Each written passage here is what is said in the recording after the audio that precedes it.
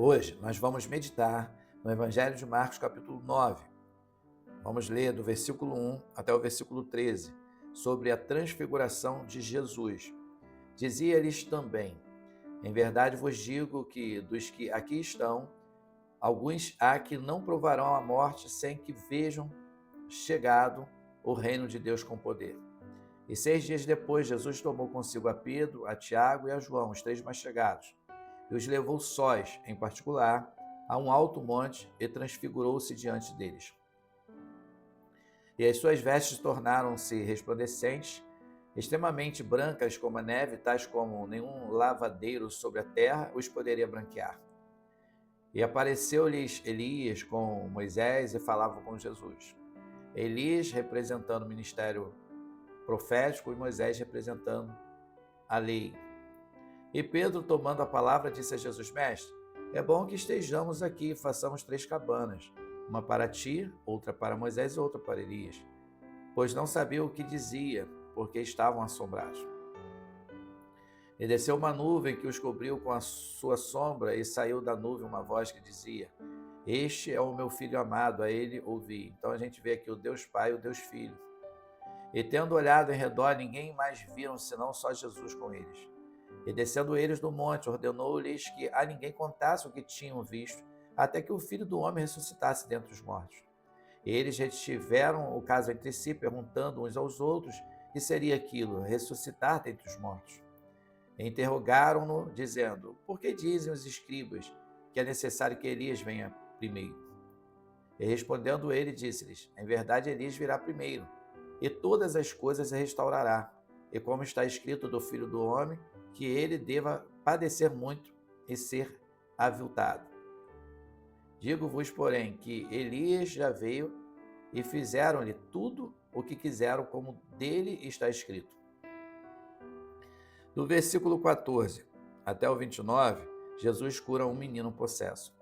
E quando se aproximou dos discípulos, viu ao redor deles grande multidão e alguns escribas que disputavam com eles. E logo toda a multidão, vendo, ficou espantada e correndo para ele o saudaram. E perguntou aos escribas: que discutis com eles? E um da multidão, respondendo, disse: Mestre, trouxe-te o meu filho que tem um espírito mudo? Este, onde quer que o apanha, despedaça ele espuma e range os dentes e vai definhando. E eu disse aos teus discípulos que o expulsassem, e não puderam. E ele, respondendo-lhes, disse: Ó geração incrédula, até quando estarei convosco? Até quando vos sofrerei ainda? Trazei-mo. E trouxeram-lhe, e quando ele ouviu, logo o espírito o agitou com violência, e caindo endemoniado por terra, revolvia-se escumando. E perguntou ao pai dele: Quanto tempo há que lhe sucede isto? E ele disse-lhe: Desde a infância. Ou seja, era um problema desde pequeno. E muitas vezes o tem lançado no fogo, na água, para destruir. Mas se tu pode fazer alguma coisa, tenha compaixão de nós e ajuda-nos. E Jesus disse-lhe: Se tu podes crer, tudo é possível ao que crer.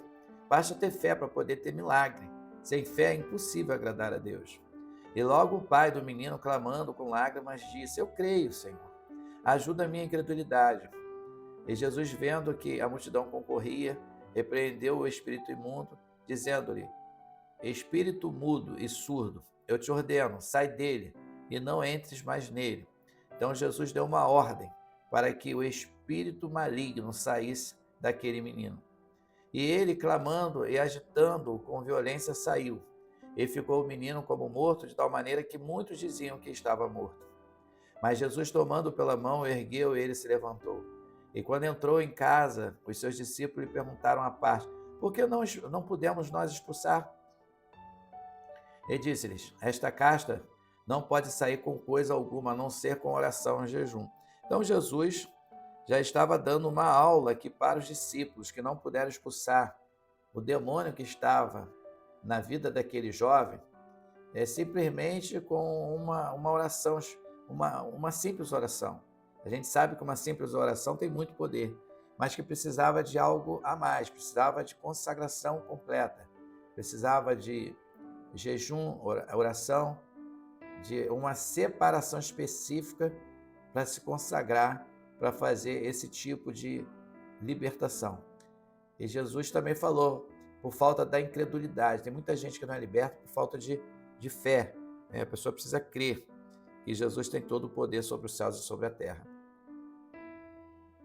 O segundo anúncio da paixão, do 30 até o 32. E tendo partido dali, caminharam pela Galiléia e não queria que alguém o soubesse, porque ensinava os seus discípulos, eles diziam, o Filho do Homem será entregue nas mãos dos homens e matá-lo-ão, e morto ele ressuscitará ao terceiro dia.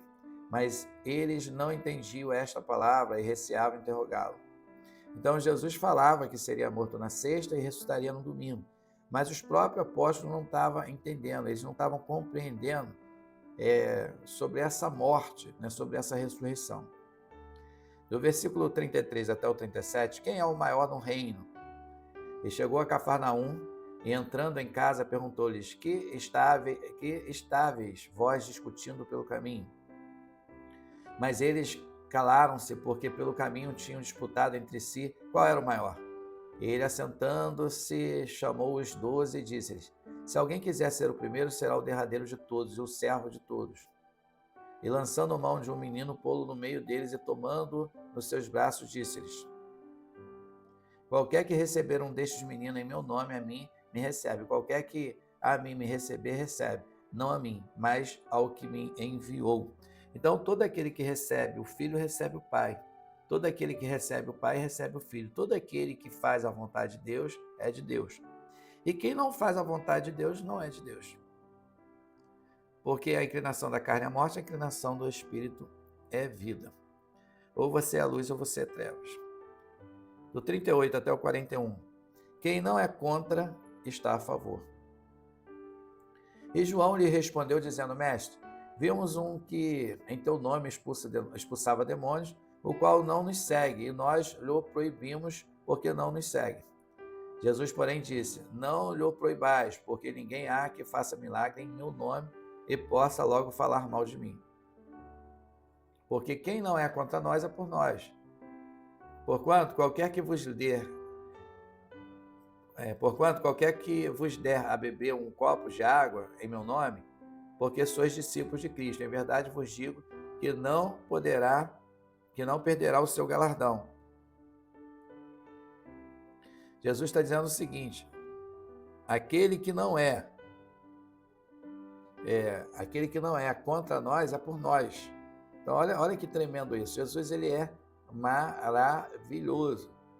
Então, porquanto qualquer que vós der a beber um copo de água em meu nome, porque sois discípulos de Cristo, em verdade vos digo que não perderá o seu galardão. Então, se você é uma pessoa que se preocupa, né, em cuidar das pessoas com o princípio de Deus, você não vai perder o seu galardão. Então, quem não é contra Jesus é a favor de Jesus. Quem comigo ajunta, não espalha. Quem não é contra nós, é por nós. Jesus, ele é tremendo. Do 42 até o 48, evitar o pecado a todo custo. Então, nós devemos evitar o pecado. De qualquer forma, nós devemos fugir dele. E qualquer que escandalizar um destes pequeninos que creem em mim, melhor lhe fora que lhe pusesse ao pescoço uma mó de atafona e que fosse lançado no mar.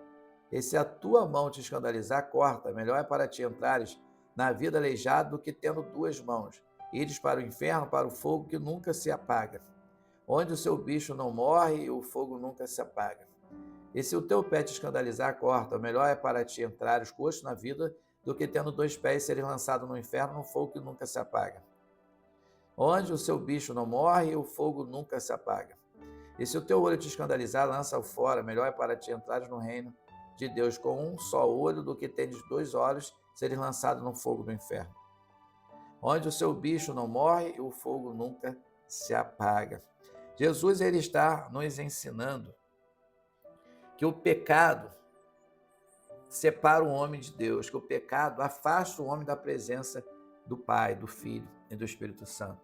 Então é melhor ter o corpo faltando um braço, uma perna e partir para a eternidade com Deus, paz e salvação, do que ter a visão perfeita, os braços perfeitos, os pés perfeitos e partir para a eternidade sem Deus, sem paz, sem salvação. Agora, melhor é ter o corpo são, o corpo perfeito, o corpo maravilhoso, mas com Deus, fazendo a vontade de Deus, servindo ao Senhor com fé, com ousadia, crendo na sua palavra, fazendo a sua vontade, aí sim, vai partir para a eternidade com Deus, com paz e salvação e com o corpo também perfeito. Porque o fogo que nunca se apaga é o lago de fogo e enxofre, que é a segunda morte, que é a morte eterna. Porque a primeira morte foi a morte espiritual, que foi a queda de Adão. Porque Deus deu uma ordem para Adão e Adão quebrou o princípio, desobedecendo a ordem de Deus. Então não desobedeça a Deus, honre ao Senhor em todo tempo, faça a vontade dele. Que cada um possa fazer a vontade de Deus. Eu faço a minha e você faz a sua parte e todos nós vamos honrando o Senhor em todo o tempo. Do 49 até o último versículo, que é o 50, do capítulo 9 do Evangelho de Marcos, os cristãos são o sal da terra. Porque cada um será salgado com fogo e cada sacrifício será salgado com sal. Bom é o sal, mas se o sal se tornar insípido, com que o temperareis? Tende sal em vós mesmos e paz uns com os outros? Olha só. A Bíblia diz que o cristão, ele é o sal da terra, ele é luz do mundo. O sal, a proposta dele é para quê? É para dar o tempero. O cristão, ele tem que ser como, ele tem que dar o tempero certo, ele tem que dar o paladar certo. Nós somos luz do mundo, nós somos a luz de Deus no meio da escuridão. Que você seja a luz de Deus no meio das trevas, que você seja o sal, o sabor, o tempero certo. Tenho certeza que essa palavra ficará marcada no seu coração. Esse foi o nosso momento com a palavra. Que Deus te abençoe rica e abundantemente.